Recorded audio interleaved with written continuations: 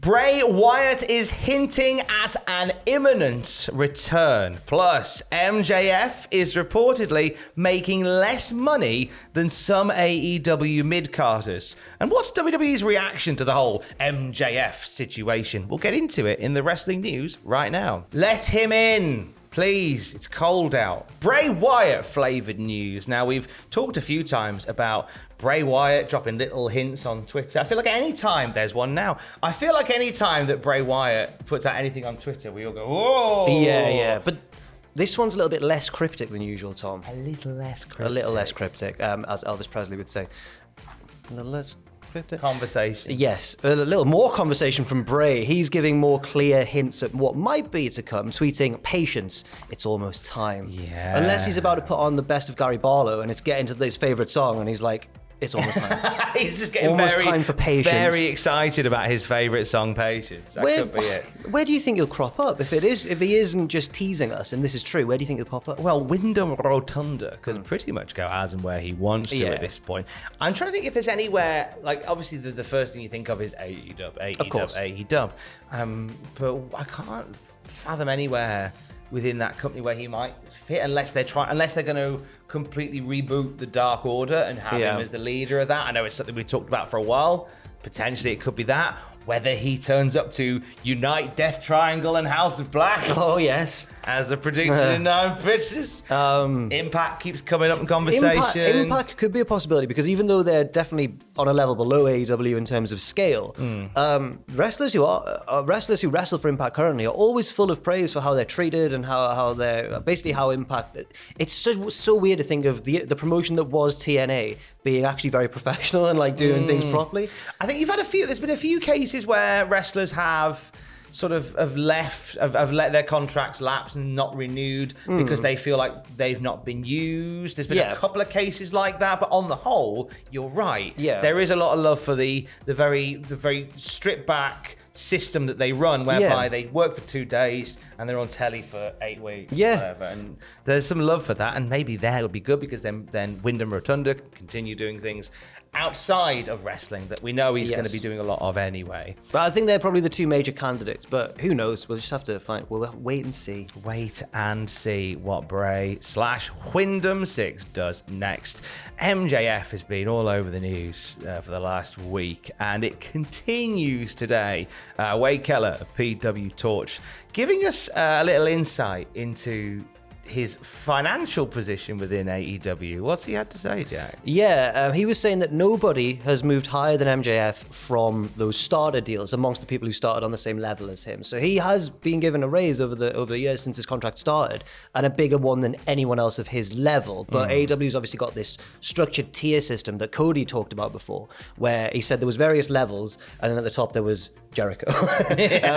But apparently Wade Keller says by a starter deal, a very broad, loose range is $40,000 to $70,000. I guess he means per year, not per week. Amazing. He's not a footballer. MJF was given a raise once he signed with AEW, so he's making substantially more than a starter contract, like hundreds of thousands of dollars, says Wade Keller. But it is still modest compared to the contracts of more than half a dozen free agent signings AEW has made over the past year. Christian, Mark Henry, who compared to MJF really isn't that central part of the programming. Malachi Black, Adam Cole, Bryan Danielson, CM Punk. There's 6 right there, and I know I'm leaving off a few more. All of them are making more than MJF right now. He goes on to say, I think everyone would agree that Bryan Danielson and CM Punk deserve more than MJF. They do wrestle a lot more than him.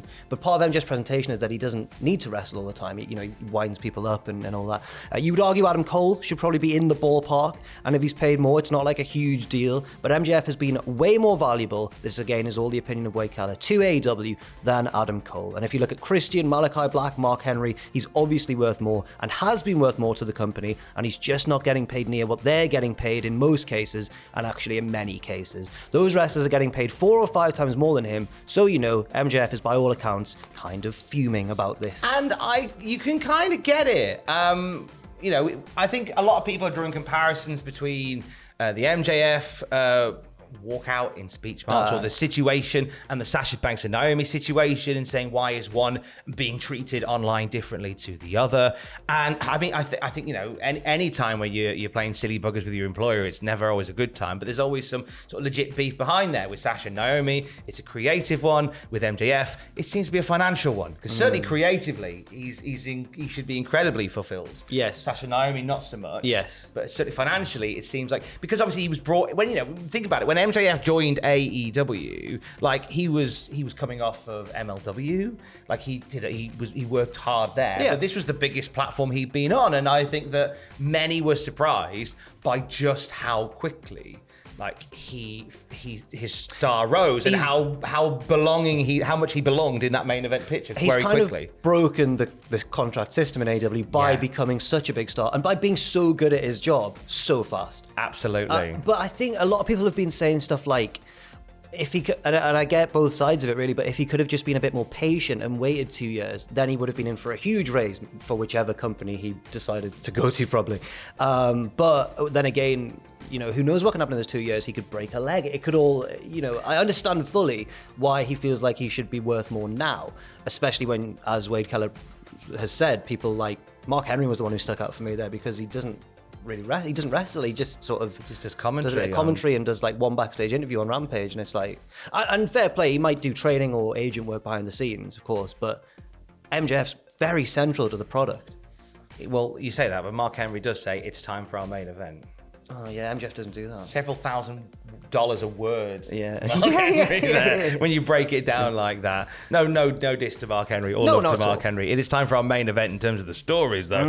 What is WWE's reaction to this whole MJF debacle? This comes back once again to PW Torch, who says a source within WWE with knowledge of MJF's stature among top WWE management indicates that MJF is coveted. They really want him. They want him. He'd likely be given a lucrative contract offer. Now, more than one source says that the treatment Cody has received by WWE on and off air has given MJF a good impression of how he'd feature in WWE if he were to make the jump. In other words, if Cody was buried or was given promises that weren't kept, maybe MJF would be handling this differently. One source in WWF told me that MJF was WWF. I've been watching SmackDown for 2001.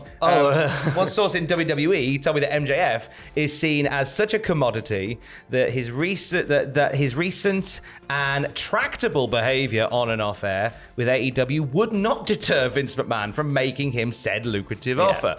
Although a falling out with AEW could take away considerable leverage for MJF, his value to WWE would remain high. They need young people. He's young, he's good, and he'd be paid accordingly, regardless of his reputation. So even if he continues to play silly buggers with AEW, WWE sees the value in bringing Maxwell Jacob Friedman into the company. Yeah, and I can totally understand why. But one thing I would say is, if MJF's been looking at the way Cody's been treated, and it has been promising, certainly. The presentation's largely the same as it was in AEW. He seems to have a bit of free reign in promos and stuff. But it's early days.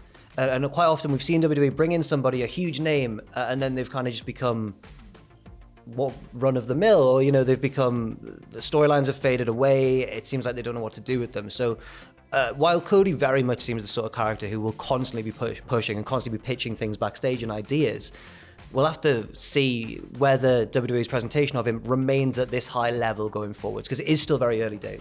All this talk about MJF possibly, you know, being offered something very lucrative from WWE, all this talk about MJF still being at loggerheads with Tony Khan, it must be said, according to PW Insider, that MJF has been spotted at LAX, at the airport. So he's on the West Coast in advance of Dynamite tonight at the Kia at the LA Forum. I wish they could all be California girls. Do you know what? I wish they were too. So potentially, we talk all about this. He could pop up on Dynamite tonight. He could. He certainly could. He's definitely in LA where the show's taking place. So I mean, who knows what? Who knows? Who's to say he won't? We will know when we watch Dynamite EE tonight. It's a one with a lot of intrigue. coming out of Double or Nothing, isn't it? And I think one of the biggest stories, apart from Punk winning the big one, is indeed what is going to happen with MJF. It seemed like an exit. It could, if he never turned up in AEW again, they could easily point at that match with Wardlow and go, that was clearly the end. The Dynamite thing, the ring didn't work. He got stretchered out. If we all thought that was his last match, it wouldn't seem strange at all. So I guess I wonder what's going to happen. Stranger things have happened. Stranger things have happened. And we'll have more news on it throughout the day at cultaholic.com. Anything we're plugging? Sorry, my seat just squeaked and I got a little distracted there. I thought it was a mouse on the floor. I don't think I'm going to be doing a stream today because Owen is away, unfortunately. But we will be back next week with more Football Manager goodness.